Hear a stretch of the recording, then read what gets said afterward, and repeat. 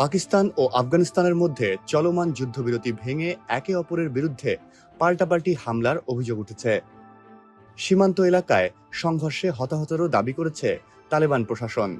আন্তর্জাতিক সংবাদ মাধ্যম আল জাজিরা জানিয়েছে, আফগানিস্তানের তালেবান প্রশাসনের অভিযোগ ২৭ এপ্রিল পূর্বাঞ্চলের কুনার প্রদেশে পাকিস্তান হামলা চালিয়েছে।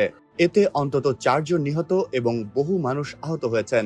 তালেবানের দাবি, প্রাদেশিক রাজধানী আসাদাবাদে হামলার ঘটনা ঘটে এবং সাইদ জামালউদ্দিন আফগানি বিশ্ববিদ্যালয় সহ আশেপাশের ঘরবাড়ি ক্ষতিগ্রস্ত হয়। আহতদের মধ্যে শিক্ষার্থী, নারী ও শিশুও রয়েছে। তালেবানের উপমুখপাত্র হামদুল্লাহ ফিতরাত বলেন, পাকিস্তান সেনাবাহিনী মর্টার ও রকেট হামলা চালিয়েছে, যাতে প্রায় ৪৫ জন আহত হয়েছেন। তিনি আরও বলেন, পাকিস্তানের এসব সামরিক হামলার তীব্র নিন্দা জানাই। এতে সাধারণ মানুষ ও শিক্ষা প্রতিষ্ঠানকে লক্ষ্যবস্তু করা হয়েছে। এটি ক্ষমার অযোগ্য যুদ্ধাপরাধ। তবে পাকিস্তান এই অভিযোগ সম্পূর্ণভাবে অস্বীকার করেছে। দেশটির তথ্য মন্ত্রণালয় বলছে, বিশ্ববিদ্যালয়ে কোনো হামলা হয়নি এবং এসব অভিযোগ মিথ্যা।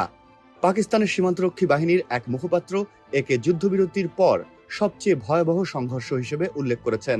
গত মার্চে কয়েক সপ্তাহের রক্তক্ষয়ী সংঘর্ষের পর দুই দেশ যুদ্ধবিরতিতে সম্মত হয়েছিল।